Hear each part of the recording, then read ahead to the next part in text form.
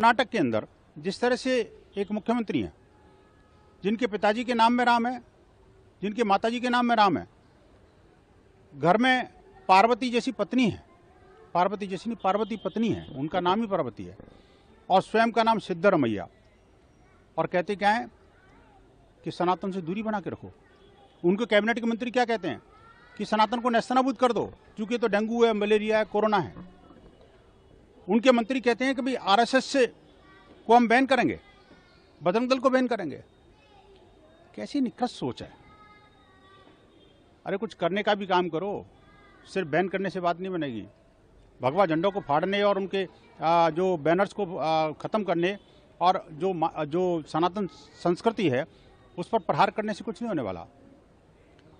अपनी जो रसातल में गई राजनीतिक धरातल को तलाशने का जो काम प्रयत्न कर रहे हैं उसमें सफल नहीं होने वाले। जितनी दूरी है सनातन से बनाएंगे उतनी दूरी इनके वोटर इनसे बना लेंगे। ये पता नहीं इनको बात क्यों नहीं समझ में आती। इनके पूर्वज अब कहीं भी जहां भी होंगे वो इस बात को लेकर के भ्रमित होंगे, कि परेशान होंगे कि आखिरकार हमने क्या इसीलिए इसका नाम सिद्धारमैया रखा था। राम का नाम लेते हो और रामद्रोही काम करते हो। भगवान इनको सद्बुद्धि दे। ऐसा है, देश के सामाजिक, सांस्कृतिक,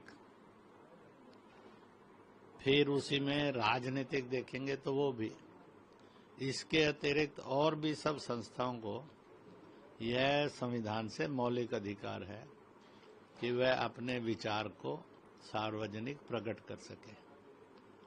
इसलिए स्वतंत्रता से पूर्व भी, स्वतंत्रता प्राप्त करने के लिए भी यह अधिकार था, तो भी अंग्रेज उसको कुचलता था, जिसको ये माना गया यह अत्याचार है।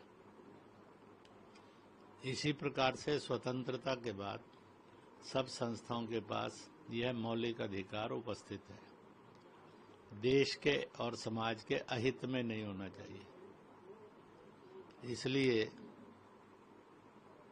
कहीं ऐसा ना हो कर्नाटक सरकार और लोकतंत्र की रक्षा करते करते लोकतंत्र की हत्या करना शुरू ना कर दे। इसकी सावधानी कर्नाटक सरकार ने रखनी चाहिए। न्यायपालिका तो सदा लोकतंत्र का रक्षक था, रक्षक है और रक्षक रहेगा। इसमें सबको विश्वास था, है और रहेगा।